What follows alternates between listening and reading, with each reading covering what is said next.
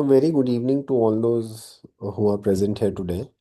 And continuing on our sessions of the Immunoallergy Conclave, we have today another very interesting talk. And if you have heard Frank talk about urticaria earlier, you would be amazed at the clarity at which he talks about mast cell activation disorders.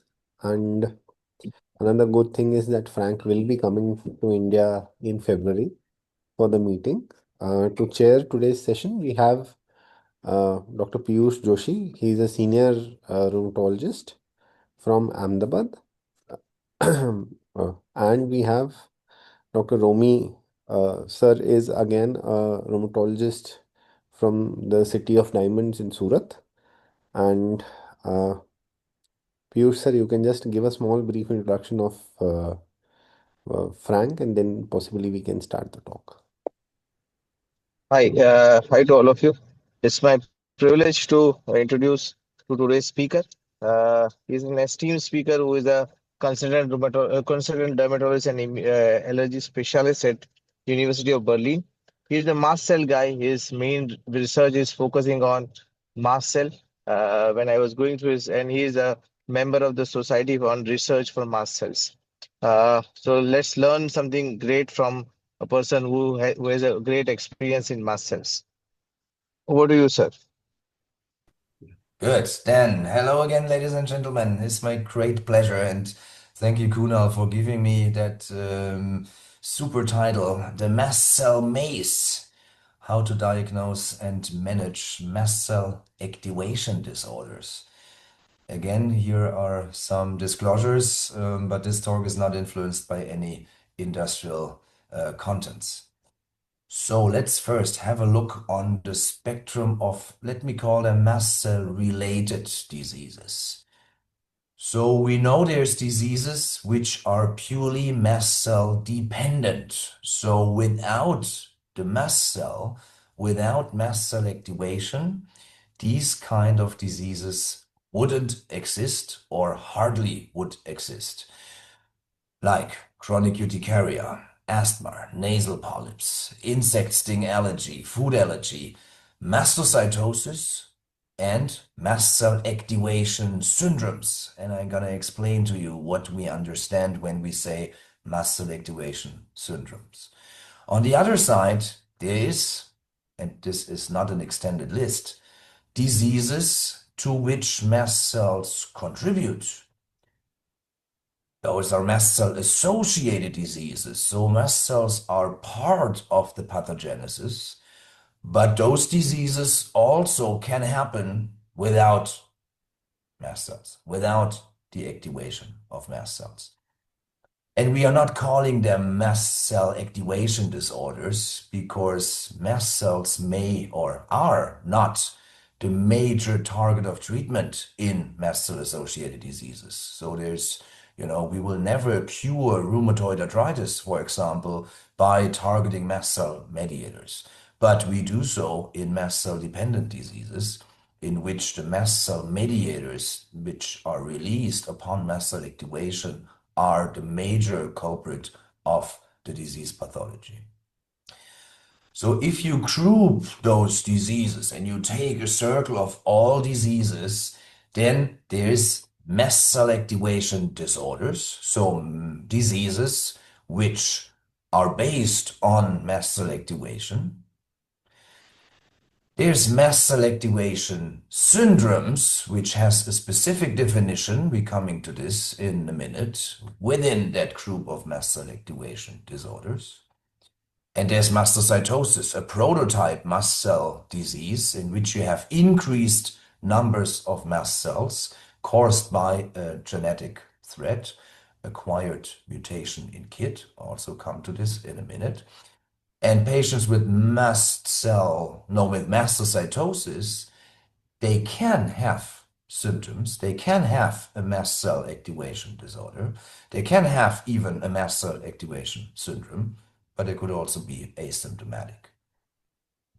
All right, let's go into mast cell activation. as the underlying cause of mast cell activation disorders. And I love mast cells. I look at those huge, granulated cells. And when we talk about mast cell activation, we talk about the process of mast cell degranulation. So basically, these cells explode, releasing their granules in their environment. And from these granules, they release the mediators that translate into signs and symptoms of a mast cell activation disorder. And this is a quite rapid process. This all happens within minutes after mast cell activation. And it's not a long-lasting phenomenon, because mast cell activation, mast cell degranulation, and the effects that come with mast cell degranulation are rather short-lived. After a couple of hours, all these granules are dissolved, all the mediators are degraded, and mast cells even regranulate, they restore their granules, and everything is over.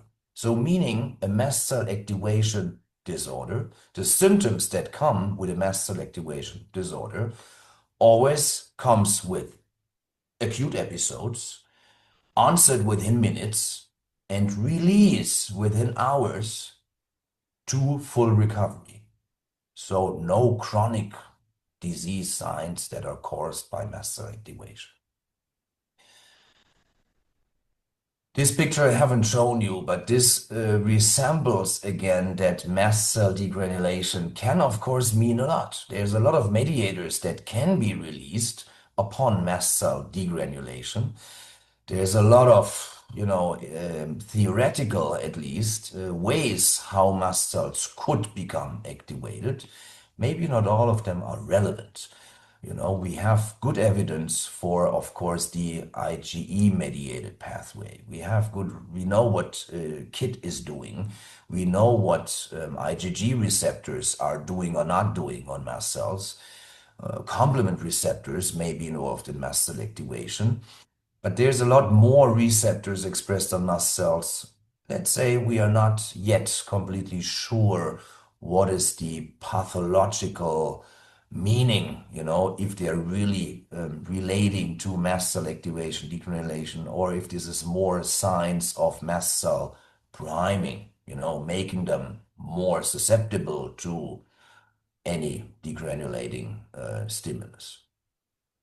In the end, and this is what always is true, again, the very rapid onset and the quite short-lived clinical response is that we know that the active mediators from mast cells act primarily on blood vessels, causing vasodilation and extravasation, and this could happen in the skin, could happen in the gastrointestine, could probably potentially also act in lungs, so in all the tissues in which mast cells normally physiologically reside. There may be also recruitment of other inflammatory cell types. We know that in severe chronic spontaneous urticaria, for example, in a longer standing wheal, you'll see basophils, eosinophils, neutrophils, but they resolve. They are not leading to a chronicity of the disease, which may be different in asthma, or which may be also different in the allergic type of atopic dermatitis. And mast cell mediators act on sensory nerves. This is why most mast cell activating disorders, at least on the skin, come with itch.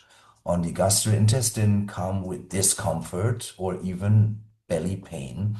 But as said, again, mast cell activation, rapid onset, short duration, and complete remission after hours.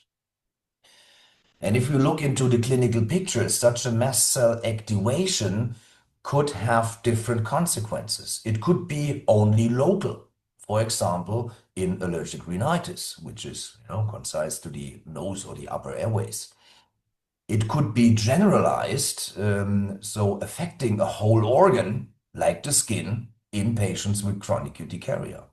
Or it can be systemic, meaning involving several organ systems at the same time, and leading to very severe rapid onset attacks, as we know them from patients suffering from anaphylaxis, And this is also the reaction type which we define as a mast cell activation syndrome. It is very acute, it is severe, it is affecting more than one organ system, at least two at the same time.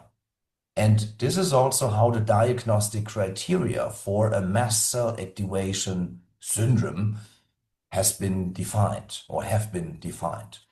There's only three of them, but all three of them need to be fulfilled to make the diagnosis of a mast cell activation disorder. Why? Because the clinic is never mast cell specific. We talk about the typical clinical signs, but what can mast cells do? They can lead to wheals, to belly pain. Wheals are specific. Belly pain or diarrhea, not even specific. Mast cells can cause diarrhea, but there's also other reasons that can result in diarrhea. So a set of specific symptoms at the same time in two organ systems, severe, recurrent, rapid onset, relief within hours. Second, since these typical clinical signs are only partly specific for a mast cell activation, we like to see an objective proof of mast cell activation. So ideally, the increase of a measurable biomarker that only increase upon the activation of mast cells and the release of this biomarker, like a mediator. Let's say we are not yet at the end because there is a lot of biomarkers suggested, like also looking for leukotrienes, prostaglandins, histamine, but they are yet ill-defined. Why? Because histamine has a lot of different other influences. We eat histamine with food. Our bacteria in our gastrointestinal tract produce histamine. So the histamine that we can measure in the blood or in the stool or in the urine is not only the histamine that is released by mast cells, is also histamine which we ingest by other ways. So the best available biomarker we have is tryptase. You know that tryptase is also stored in the mast cell granules. It is almost mast cell specific. So under, let's say, physiological circumstances, tryptase is to the vast majority stored in mast cell granules. And we know that it is released upon mast cell activation. And we also know that, for example, in patients that showing very severe mast cell activation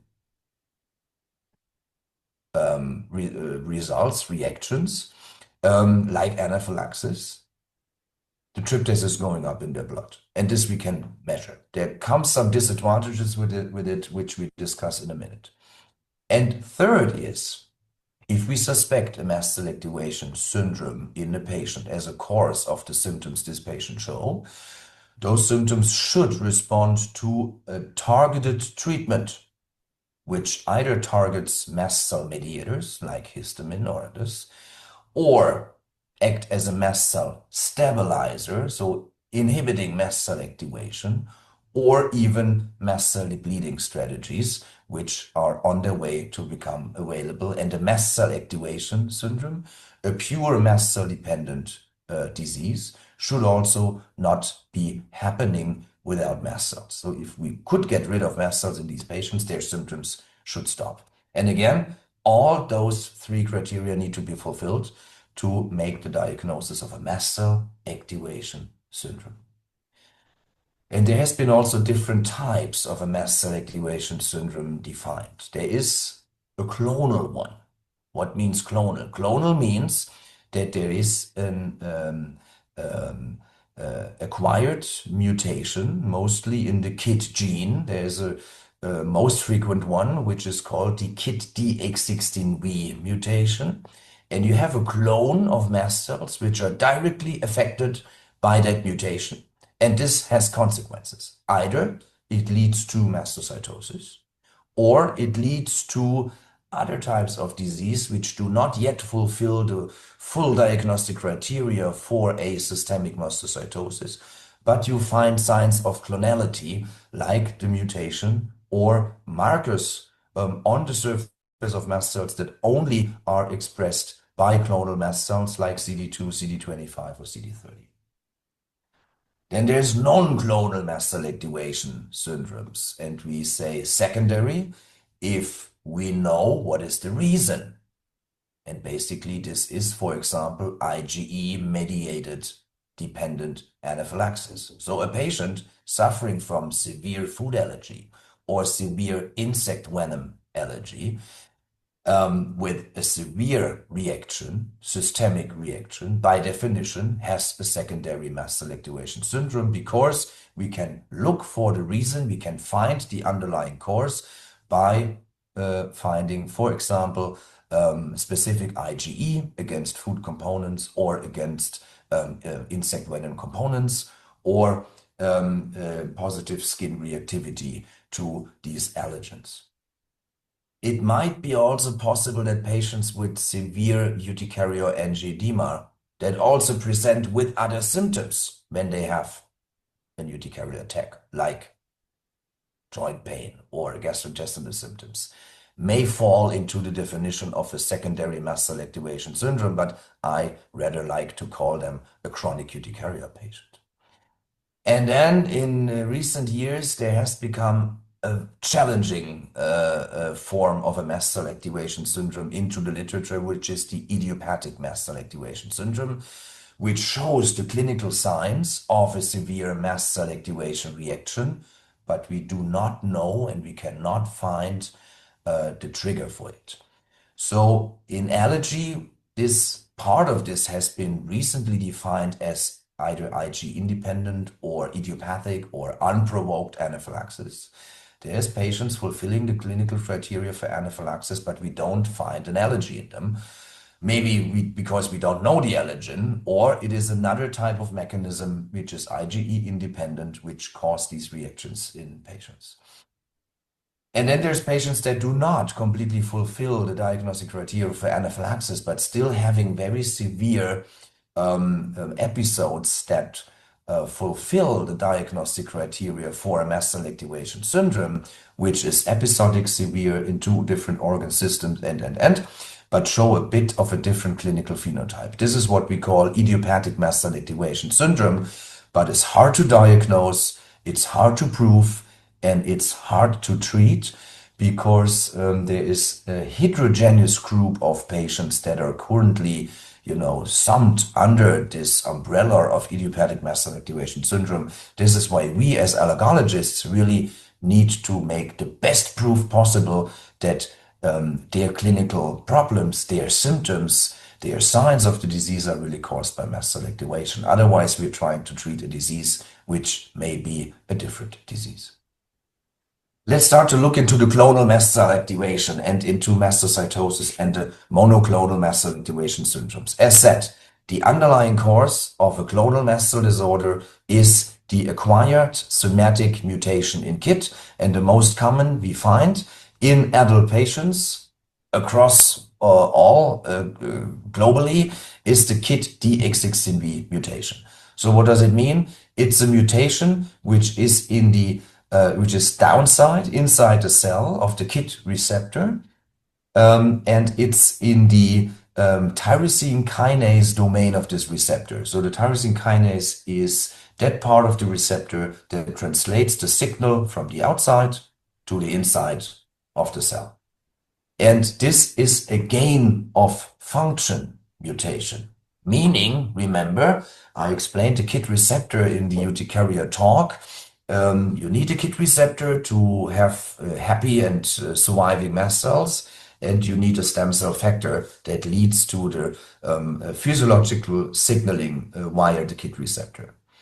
If you have the activating D816V KIT mutation, the tyrosine kinase is autophosphorylated, leading to an autoactivation of this receptor. So you don't need the SCF any longer, and the cells react like there were tons of SCF around, with the result that you have a longer survival of your cells in the tissues, you have a higher rate of progenitor cells that differentiate into mature mast cells, and these progenitors may even have a higher proliferation rate. So as a result, you have a benign, mostly benign increase in the number of mast cells in different tissues where they reside, including the skin, the gastrointestinal tract, the bone marrow, where all mast cell progenitors origin from, and maybe also in other organs like the spleen, the liver, and so on. So I'm pretty sure, I don't know, most of you are not dermatologists, but you may have seen mastocytosis in the skin. And if not, this is how it looks like.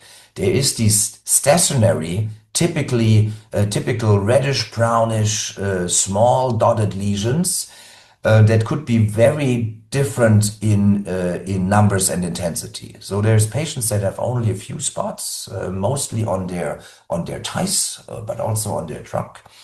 And there's patients that have had a lot of lesions, even confluent and covering 80–90% of their body surface.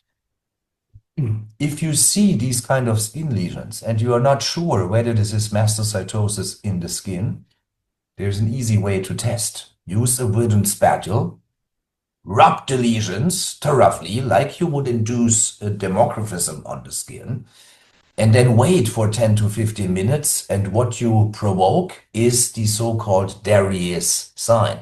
What is the Darius sign? Darius sign means that if you rub these lesions, only the lesions, not the unaffected skin in between. This is the difference to the symptomatic or asymptomatic dermographism, where the whole skin would react.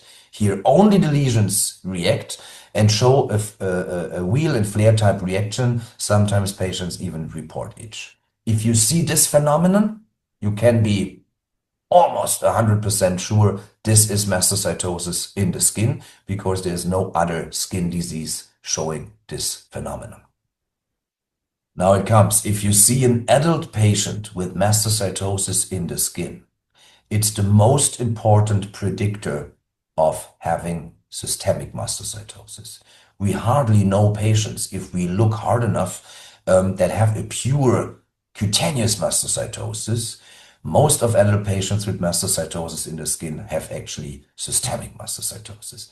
And how we diagnose systemic mastocytosis is a bit an effort for us as allergologists, because the diagnostic criteria that have been defined for diagnosing systemic mastocytosis are best evaluated on a bone marrow biopsy. And in that bone marrow biopsy, you will see the criteria for systemic mastocytosis. Why the bone marrow is such a good organ to look into? Because all the mast cell progenitors, as I have said before, originate from the bone marrow. This is where the disease basically starts. And there's one major and four minor criteria. And either the major and one of the minor, or three of the four minor criteria, need to be fulfilled to make the diagnosis of a systemic mastocytosis. So what are those criteria? The major criteria is that in the bone marrow you will see dense mast cell aggregates, more than 15 cells by definition, which you will never find in a healthy bone marrow.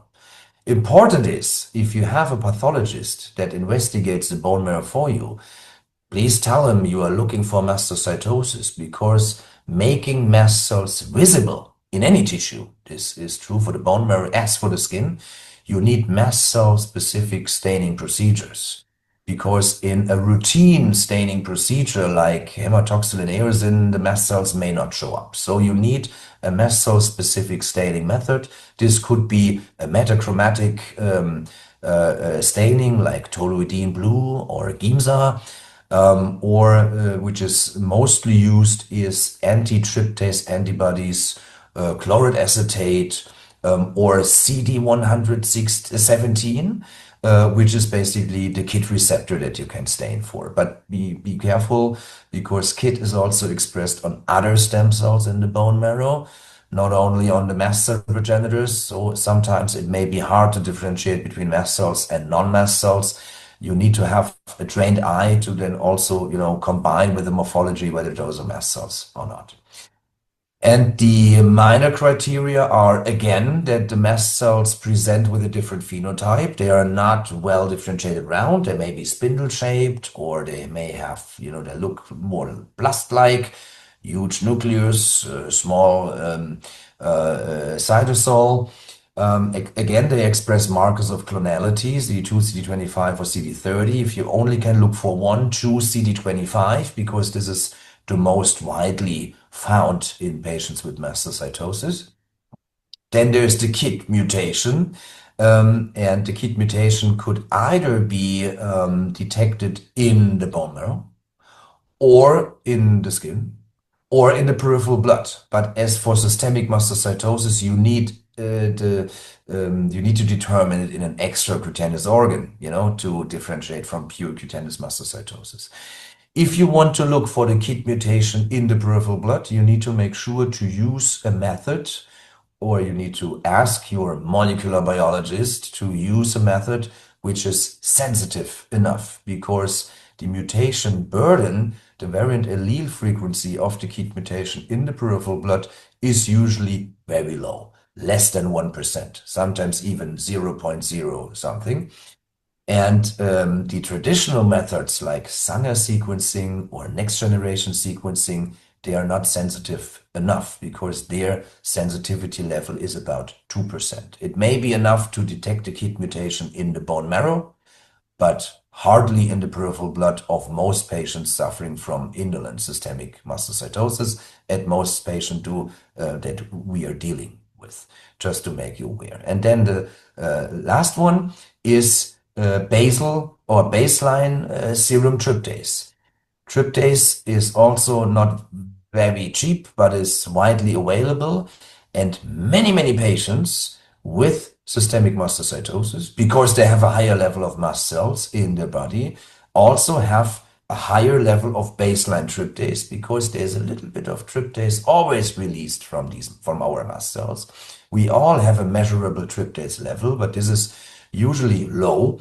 And if it's constitutively higher or equal than 20 nanogram per mil, this could be a sign for systemic mastocytosis. But it's not excluding mastocytosis. So if you look for tryptase only, and you may find a level that is lower than 20, we know that 15% of patients, despite they have systemic mastocytosis, express lower than 20 level of serum tryptase. So don't use this as an exclusion marker. It has a very high positive predictive value, but a very low negative predictive value. So there's something mastocytosis comes with, and this is symptoms.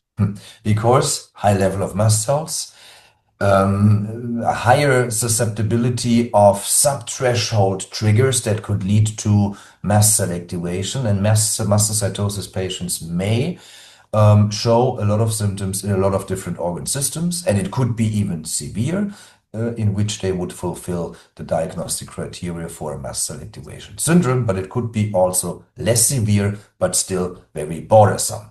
And they have symptoms in their skin, they have symptoms in their GI tract, they have symptoms in their bone. 1/3 of patients with systemic mastocytosis are suffering from osteoporosis.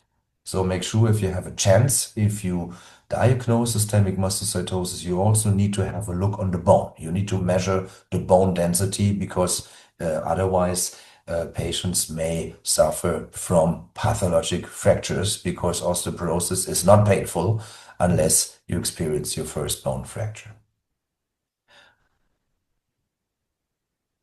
Let's look into the treatment options we have available for patients that have systemic mastocytosis. Basically, that's very similar how we treat other mast cell-dependent diseases like chronic urticaria. First, of course, we look for possible triggers. If there's triggers that lead to symptoms, try to avoid these triggers. Since patients with systemic mastocytosis are prone to have very severe reactions, also unprovoked sometimes. We in Europe and in the US, we do equip all our adult patients with mastocytosis with emergency medications, including adrenaline. I don't know if this is also widely used in India. The reason is that we for now cannot predict which patient with mastocytosis is at a high risk. of suffering from a severe potentially life-threatening systemic reactions. We know that the most common cause of severe anaphylactic reactions in systemic mastocytosis patients are insect venom stings. So not alone, most of these patients then also allergic. They have IgE against bee, wasp, or other insects. But when both comes together, mastocytosis patients are the ones showing the most severe reactions.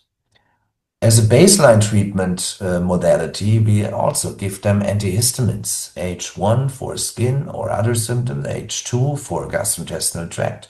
Also mast cell stabilizers like chromoglycat, not sure if this is available in India, specifically good for also treating the gastrointestinal symptoms patients with systemic mastocytosis may have. Leukotriene antagonists are in the list, but they mainly act in patients that have airway problems, and this is not so common in patients with systemic mastocytosis. Anti-IgE omalizumab, costly, but can be given and is specifically effective in patients that have experienced potentially life-threatening severe reactions that are mostly IgE mediated. And IgE could be very protective in those in which we don't find an underlying reason or nor other modalities of treatment. If they like food allergy or drug allergy, for example, if there's insect venom allergy, there is principally the possibility to give a specific immunotherapy, induce tolerate to the insect venoms. If the bones are affected, we do vitamin D supplementation or even bisphosphonates or other treatment modalities that are used for osteopenia and osteoporosis. Since histamine is also increasing the acid production in the stomach, and patients are more prone to develop a peptic ulcer. If the H2 blockers are not enough to cope this, consider also proton pump inhibitors. And of course, mastocytosis patients need to undergo continuous monitoring. We do see our patients with a diagnosed systemic mastocytosis at least once a year to control their tryptase, to look at their symptoms, to make sure they are under good control. And occasionally, it's not the rule, it's more the exception, but occasionally patients with systemic mastocytosis may also progress to a more aggressive type of systemic mastocytosis. That's why the monitoring is important. Most patients will stay indolent for their lifetime. They have a normal life expectancy, but once in a while, patients develop a more aggressive type of mastocytosis. We call it aggressive systemic mastocytosis with organ infiltration, interfering with organ function. These patients get really sick, and a minor portion of patients may even develop mast cell leukemia. This comes with other mutations that can be also tested. It's not so much our business as allergologists, is more the business of the hemato-oncologists, but we may be the first HCPs seeing these patients. And if there's, if the patient seems to be sick, make sure you get also a hematology workup in these patients. And then there's a new treatment option that became recently available, which is a tyrosine kinase inhibitor, which works very nicely in patients with clonal mast cell diseases. And I give you a little insight. It's a very expensive drug, but hopefully it will become cheaper and wider available globally within the next month and years. So why new treatment options are important for these patients? Well, because they also, if you can imagine, suffer a lot from their disease burden in those they have, suffer a lot from the quality of life in those they have. And if you look into symptoms and measure their symptoms with disease-specific tools, then you see that about half of the patients suffering from systemic mastocytosis also have a moderate to severe symptom burden and a moderate to severe impairment of their quality of life. And why it's important that we specifically ask for symptoms, because I showed you tryptase, and tryptase does correlate with the number of mast cells in the body. but it does not correlate with the symptom intensity. So even so a patient has a low tryptase, symptoms can be high, and vice versa. Also patients having a high tryptase like 80, 90, 150, not necessarily have a higher symptom burden. So we really need to measure symptoms, and we have tools available. Very happy to help also to bring them to your patients in India. There's not yet an Indian or Hindi version, but if some of you is interested in helping us translating and validating these tools in the language you need, we only need you as a partner. We need someone who can translate, and some patients in which we can then cognitive debrief the final tool, and boom, we will have this available also for your patients. And there's 3 of them validated for systemic mastocytosis, which is a mastocytosis activity score, which is a symptom score, a quality of life tool, disease specific, and also a control test like we have for urticaria, for asthma, for angioedema, or for atopic dermatitis. So the most simplest tool to measure whether the treatment we give to our patient is good enough, if we control the symptoms well, if we control the symptoms completely, or if we do not control the symptoms as well. And also, the world is getting more and more digital. These tools, besides others, are combined and composed in an app. We call it the Mast Have app. Also here, same. If you are interested to make this app, it's free of charge.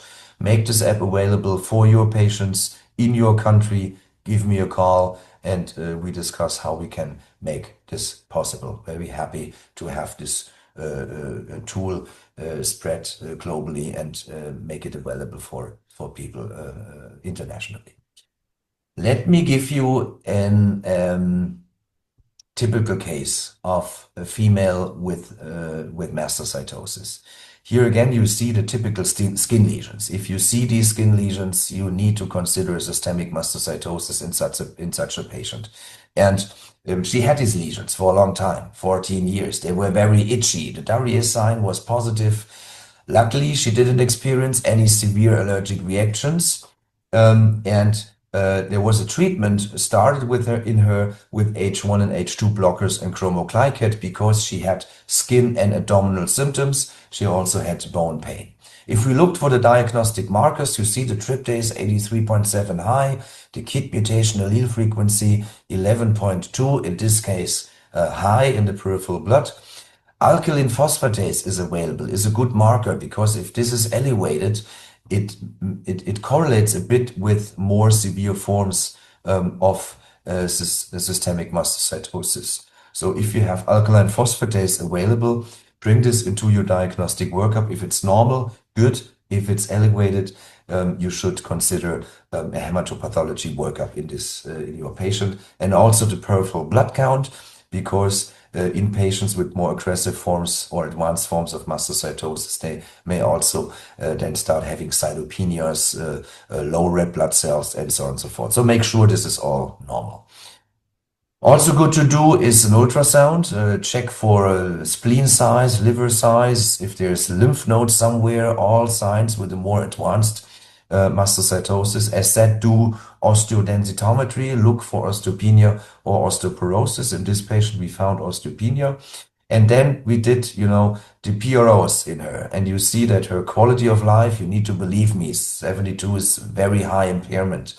Activity score of 58 means a very high symptom burden, and an MCT of 4. Here the threshold is 16 out of a 20, which is good controlled. 4 is not good controlled. And also we did a bone marrow biopsy in that patient, and you see that we found the mast cell aggregates, the atypical mast cell phenotype, CD25 was expressed, and a complete number of mast cells on the bone marrow surface was about 5%, which is okay. Okay, this you have seen. Then, since this patient has been already on, 3 different drugs, and the symptoms were not well controlled, let me show you what what we currently can give to these patients. There has been clinical trials, the Pioneer trial, in which a selective tyrosine kinase inhibitor has been tested for efficacy and safety in patients with a severe symptom burden with systemic mastocytosis. What means a selective tyrosine kinase inhibitor? You see that the drug, which is called avapritinib, binds exactly there to the tyrosine kinase inhibitor where the DX16V mutation is present. So the autophosphorylation, the autoactivation of this receptor is turned back. And by this, everything that causes the disease, which causes a high number of mast cells, which may also cause a higher releasability of mast cells, is blocked. And selective, you see that the drug has a much higher affinity to the DX16V mutated kit than wild-type kit. So we are selectively targeting the mutated, diseased mast cells in these patients.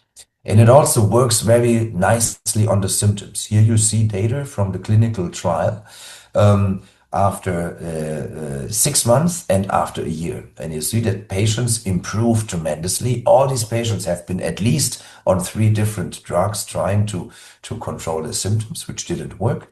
And as longer as they are on the treatment, their symptoms even improve better and their quality of life improves, turns from highly impaired to mildly or non-impaired.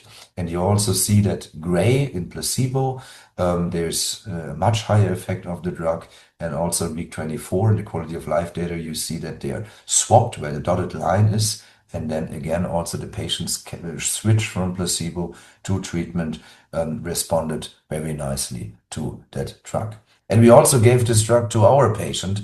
And as you can see, it's not only working on symptom reduction, it's really mast cell depleting. So the skin symptoms and the skin lesions, which we couldn't affect by any treatment option so far, are fading. They're going away. Why? Because we are killing all these mast cells that are increased in numbers in the skin and also the same in other organs.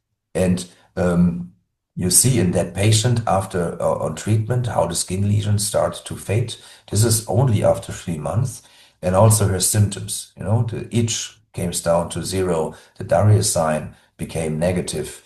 The biomarkers are going down. See, this is a sign of reducing the mast cell burden in these patients, and also the quality of life improves and the disease is controlled. So very good treatment option for these patients, I must say, but at the moment, very costly and only available in a couple of countries. It's a small company actually brought this drug on the market, but it will spread, it will come to other countries, and there's even other tyrosine kinase inhibitors now in clinical trials, so there will become a bit of a competition, and as we have learned, competition is always good in terms of pricing and availability. We now have patients in the clinical trial for more than 3 years. So you may ask, is this a safe treatment option? And I can say yes. First of all, it stays being effective. You see that even after 3 years, symptoms stay low, quality of life stays high, mast cell burden keeps being low, and there is very little side effects. Why? Because the drug is working so specific. Okay, there's no more we need to do. Let's have a quick look on the secondary mast cell activation syndromes. And as said, those are activation syndromes or active mast cell activation in which we know the trigger. And mostly this is either IgE or could be IgE from environmental antigens, could be IgE from internal antigens like in chronic urticaria, or it could be autoimmune, which by IgE, which acts on IgE or the IgE receptor, also cross-links the receptor and leading to mast cell activation. Those are, as you may remember, the prototype pathologic threats we know from other mast cell diseases like chronic urticaria or food allergy or insect venom allergy. So those are all basically secondary mast cell activation disorders. If the criteria for mast cell activation syndrome is fulfilled, meaning very severe clinical phenotype. So let's again look in the idiopathic, the most challenging, and let me give a more deeper insight in these three diagnostic criteria we need for the mast cell activation syndrome. First, look at the symptom. I said most of those are not mast cell specific, and it's true. You know, we copy paste from other mast cell diseases. We look to the skin, in which we know that flushing, pruritus, can be caused by mast cells, but not exclusively. Urticarial angioedema, if you see that, okay, that might be mast cell mediated to a higher rate, but you know, we also know angioedema, which are not mast cell mediated, right? Think on the hereditary or acquired bradykinin mediated angioedema, which are not part of urticaria and which has nothing to do with mast cell activation. Also in the airways, you know, there is symptoms that can come with IgE-mediated mast cell activation, but you can read them yourself. There could be also other reasons. And the same, you know, for headache, hypotension, and shock. This is the most critical sign for a severe reaction. But we need to make sure this is really based on mast cell activation. And if you compare the symptoms that have been called typically for a mast cell activation syndrome, you see they are very similar to actually what we have known previously and as we define anaphylaxis. So there's a huge overlap of anaphylaxis and mast cell activation syndrome. Keep this in mind. And there may be other symptoms patients report on, but if you do not find the component of these typical symptoms in at least two organ systems, please don't take these other symptoms at disease defining. Patients with mast cell activation disorders may report on other symptoms, but if they are too diffuse, too heterogeneous, not in two organ systems at the same time, not severe, more chronic than episodic, ask yourself, is mast cell activation a really plausible underlying cause for these symptoms? And where does this come from? You know, if you look for mediators that can be released from mast cells and specific other, not specific, clinical signs and symptoms of which we know mediators are involved, yeah, you see that TNF-alpha that might be released from mast cells may cause fatigue or generalized malaise or weight loss, right? But this is TNF-alpha, and there's a lot of sources of TNF-alpha in the body, and maybe mast cells are not in all circumstances the major source of TNF-alpha. So keep this in mind. There's always a black box, you know. We need to make sure that really mast cell activation has happened and that mast cells are the source of a mediator and that the mediator coming from mast cells is really causing a symptom. Otherwise, we need to consider differential diagnosis and different diseases as an underlying cause to come to the right treatment. And at least in Europe and the US, maybe also in India, a confusion has started, you know, because based on this, because there is people, there is colleagues that believe, and they might be right. I'm not saying they are wrong, but they believe, you know, there's a much broader spectrum of symptoms that could be caused by mast cell activation than just the typical signs and symptoms that have been defined by others. But if you look at the list of symptoms, you see there's even more signs and symptoms which are not mast cell specific. They may be caused by mast cells, but they may be not. So we need to really be concise and look hardly in these patients to not miss their actual underlying trigger. And together with patients, with the advocacy group for patients with mast cell activation syndrome, we have asked patients, what are your symptoms? And you see how high the confusion is, because in only 4% out of 600 plus patients, we found the set of symptoms that are severe, that are episodic, that are in two different organ systems at the same time, as defined. It's the most restrictive, but as defined as the typical signs and symptoms of the disease. In the vast majority of patients, they were, suffering from other symptoms, non really typical mast cell related symptoms. They may be only in one organ system, or they may be, more chronic than episodic.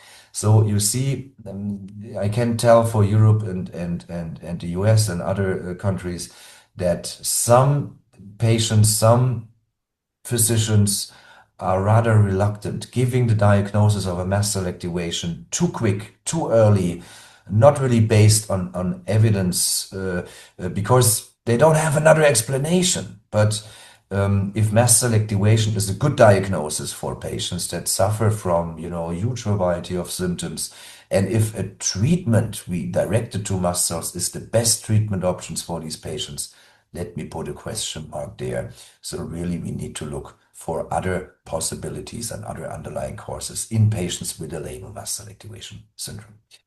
I wanted to tell you a little bit more on tryptase. So two ways how tryptase gets released: constitutively, which we all have, and upon activation, which comes together with degranulation. And to constitutively express, this is what we call the basal serum tryptase, and the tryptase upon increase upon degranulation and activation we call acute serum tryptase. So if you measure tryptase in your patients, first make sure what you want to measure. An acute, a baseline serum tryptase should be, no symptoms, or at least no episode of symptoms. This is the baseline serum tryptase level. If increased, consider mastocytosis. Is normal, don't exclude mastocytosis. But this has nothing to do with mast cell activation. If you want to use tryptase as a proof of mast cell activation, you need to measure acute tryptase.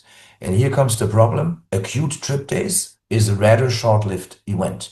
Once tryptase released, it becomes back to normal within hours. So basically, you need to almost stand right next to your patient, taking blood once the reaction happens, once the suspected episode is happening, once the aggregation of symptoms that is meant to have mast cell activation as the underlying cause is happening. You have a 2 to 6 hour window, the longest, difficult to capture. But if you can have your patient come into your office, take the tryptase, or give the patients a letter, maybe in emergency rooms, also people may be able to take the blood for you to make the analysis to prove the increase of tryptase as an objective marker for mast cell activation. And then treatment, again, those are the treatment options.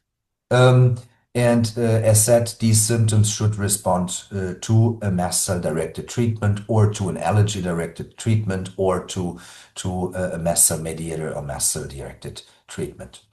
And it's difficult. We also know that not all urticaria patients respond to antihistamines. How can we expect all patients with a mast cell activation syndrome respond to antihistamines?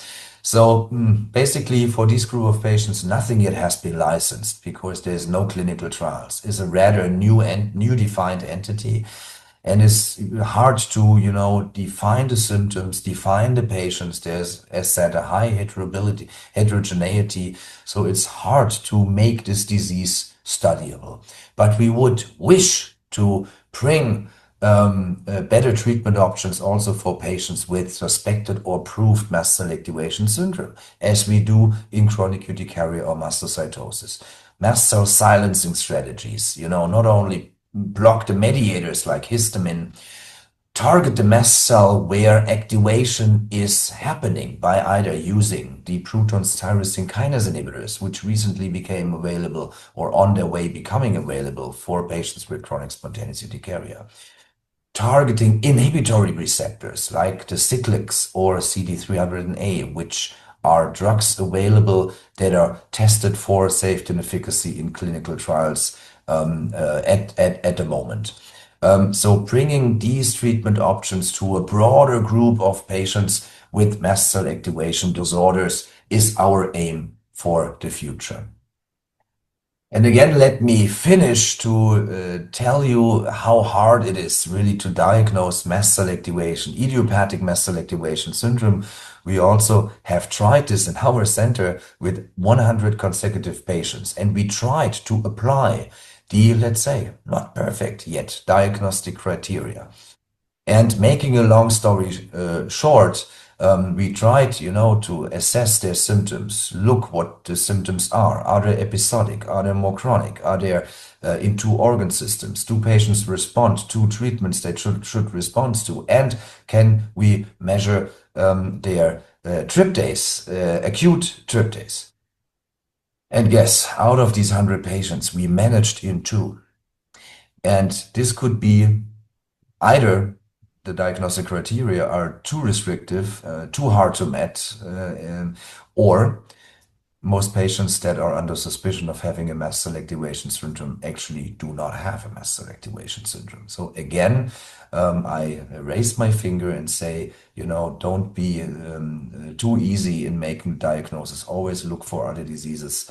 Treat the symptoms where they happen. Look for, gastrointestinal treatments, skin treatments, because, if you look to other mast cell activation disorders, we treat asthma differently than we treat urticaria. We treat food allergy different than we treat insect venom allergy. So there is not one mast cell activation disorder. There is not one fits all. We really need to look into the symptom and also consider that non-mast cell mediated factors also involved in eliciting symptoms in the patients. So let me summarize that for mast cell activation syndromes, all for now, the restrictive three diagnostic criteria need or should be fulfilled. Otherwise, there's a high risk that we miss disease, which is actually the cause of the symptoms we see in our patients. If the criteria are fulfilled, look for a clonal mast cell disorder, exclude mastocytosis, and consider a diagnostic workup for mastocytosis where possible.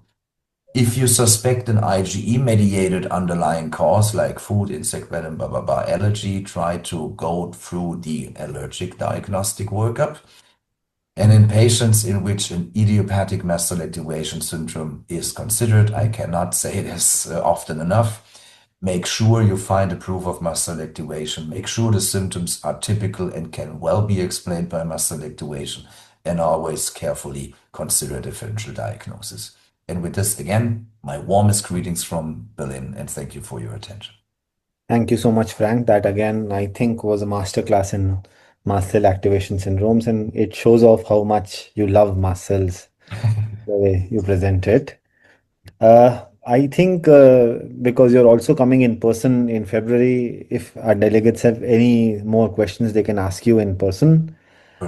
Just a small question. The only problem probably we have right now is our access to therapies against mastocytosis are very limited. And how important is testing for alpha tryptophanemia in these set of patients? Aha. See, I haven't touched upon the hereditary alpha tryptophanemia. So let's say hereditary alpha tryptophanemia is not a mast cell disease. First important fact. Hereditary alpha tryptophanemia is very common, described to be present in 5 to 6% of the general population. Second fact. Meaning, most patients that have or carry additional copy numbers of the alpha tryptase gene may not even be aware of. Most of the let me don't call them patients. Most of the people are asymptomatic. We also see families, since it is hereditary, in which two siblings have both hereditary alpha tryptophanemia. One has some symptoms, not sure whether they are caused by hereditary alpha tryptophanemia. The sister or the brother completely asymptomatic. So let's say what is known or what has been observed, and I must say careful because there could be an observer bias because centers looking for hereditary alpha tryptophanemia are the centers usually taking care of patients with severe anaphylactic reactions, taking care of patients with systemic mastocytosis, So there could be a detection bias. We need to keep this in mind. But what has been described is that patients with hereditary alpha-tryptophanemia may be at a higher risk also of experiencing more severe anaphylactic reactions. This becomes even more true if they have an insect venom allergy, hereditary alpha-tryptophanemia, and mastocytosis. I call it the anaphylactic triangle. So by our observations, those are the patients showing the highest rate of severe allergic anaphylactic reactions or the most severe types of a mast cell activation syndrome. But let me say, this may be due to an observer bias. We are by now convinced that hereditary alpha-tryptophanemia is not the reason for other symptoms, because there has been now also the first studies in unselected cohorts. So you look into patients that have hereditary alpha-tryptophanemia, and you also observe longitudinal patients that don't. And you don't find a difference in, any kind of symptoms or diseases or so let's say I think hereditary alpha-tryptophanemia is a genetic threat of which we haven't yet understood whether or not there is a clinical relevance to it. Maybe if you have a mast cell disease, having hereditary alpha-tryptophanemia in addition may make your mast cell disease more severe, having a higher, longer disease duration, or having a worse response to treatment. So this is what is studied so far. So we looking deeper into, the anaphylaxis patients, into the urticaria patients, into the patients with atopic dermatitis, asthma, trying to be unselected and look now on longitudinal studies, because this is what you need to do to avoid the observer bias, whether it makes a difference for their disease course, disease phenotype, response to treatment, etc., whether they have in addition hereditary alpha-tryptophanemia or not. Alpha-tryptophanemia only, same as idiopathic mast cell activation syndrome, I would be very careful in using this as an explanation for symptoms, because we have no plausible evidence how tryptase should cause any symptoms. And there's a high risk that you miss the actual course of a symptom. Thank you so much. I think I had a few questions, but most of them were answered by your presentation. So we'll keep to the rest of the questions when we meet in February. Thank Super. you very much. It was an excellent presentation. Thank you so much, Kunal. Take care and looking forward to seeing you in February. Yeah. Frank, just one request. If you could plan your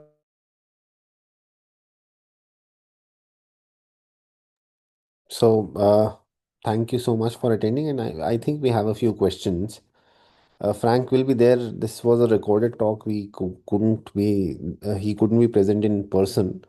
But so duration of treatment is usually, these are chronic disorders. If someone has a mast cell activation disease, it's like any of our chronic autoimmune or inflammatory disorders. They need to be on long-term therapy. Uh, these are very new disorders. They have come to the forefront in possibly the last 10 to 15 years, that we are starting to get to know about them in greater depth and detail. So currently we can say that this is going to be long.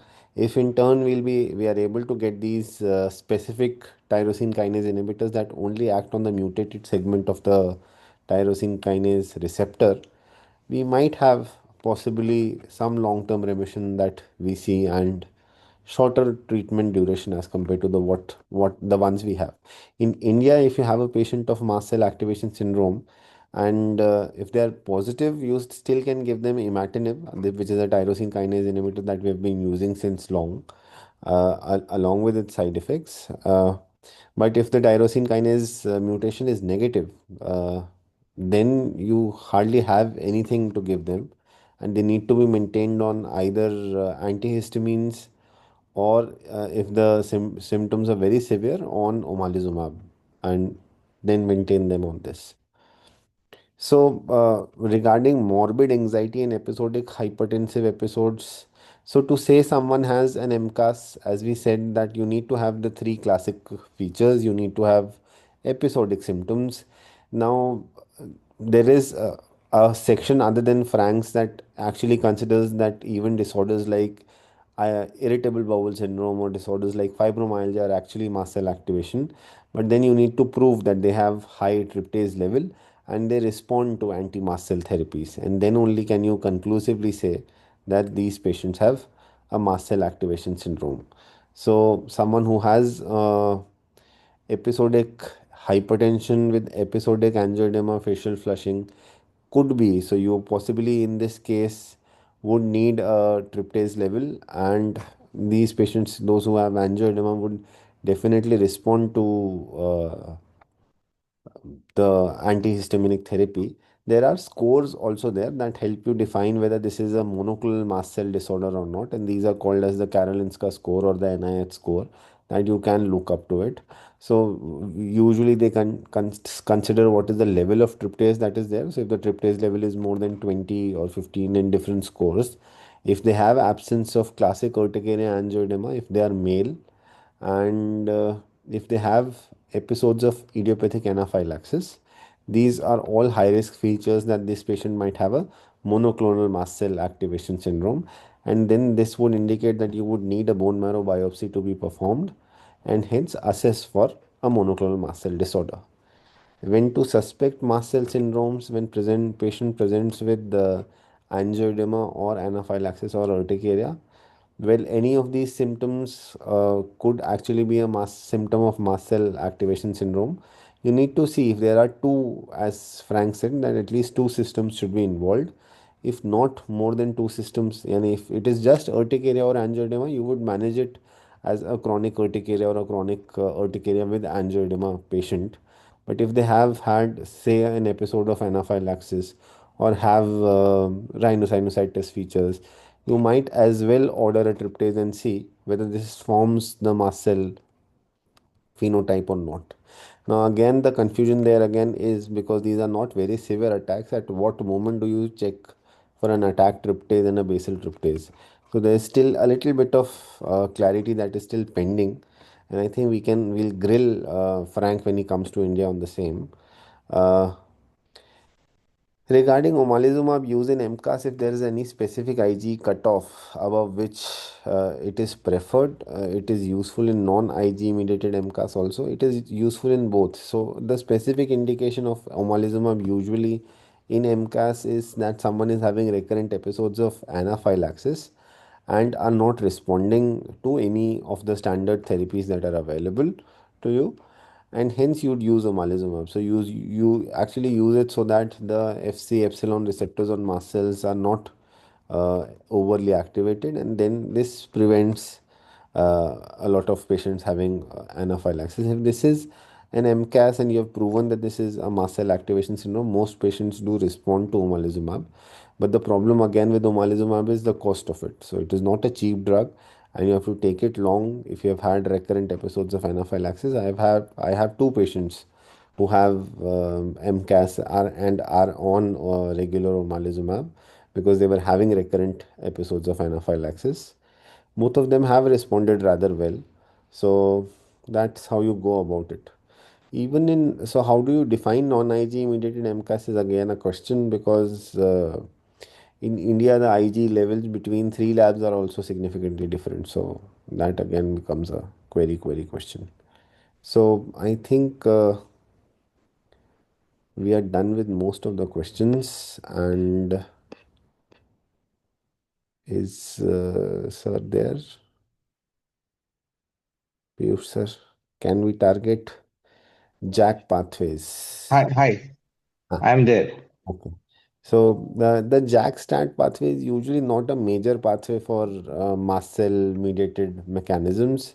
So there have been studies in at least urticaria where JAK inhibitors didn't show the kind of response they were meant to be. That is why the role of butyrone tyrosine kinase. So there is some JAK signaling there, but that's not the main signaling for mast cell. It's more the BTK pathway that is there. So there might be a role on butyron tyrosine kinase inhibitor. Yes, actually, we did discuss JAK inhibitors in the urticaria talk and its role in mast cell inhibitors, and Frank was quite emphatic that they were also hoping that JAK inhibitors would turn up good, but in the phase 2 clinical trials, the JAK inhibitors didn't respond the way they should have. So currently, we don't use, or there's no evidence to use JAK inhibitors in case of mast cell activation syndromes. But because mast cell activation syndromes have such symptoms that anyone who has some fibromyalgia, has some pruritus, might have had one or two urticaria episodes, and you put it in AI or on Google, and you will get a response that the patient might have a mast cell activation syndrome. The number of patients who think that they have mast cell activation is going to increase significantly. A lot of countries like Australia, like US, like Europe are dealing with this problem because people now think that there is these disorders that might define their symptoms, which are not very clear in how to treat and how to diagnose, and then it often gets uh, problematic. Usually no. So the skin rash of hypersensitivity, sorry, HSP, would not have the Darrier sign positive. So if you stroke it, though, those urticarial lesions won't come. So it's not very common that you confuse. And there's usually very intense itching in patients who have the mastocytosis rash. So it's usually quite distinct. It is only in very severe cases that you see the confluence. In most patients, it is more polymorphic macular rash that you see. So, sir, we can close the meeting. Yeah, I think it was a very lucid talk on mast cells. The first time I learned mast cells are so much important. So we'll close the session. Thank you. Thank you. Thank you all for joining. I will, for the benefit of all, message these questions to Frank also. But I think once someone is there in person, you can ask all of these questions to him in greater detail. Thank you.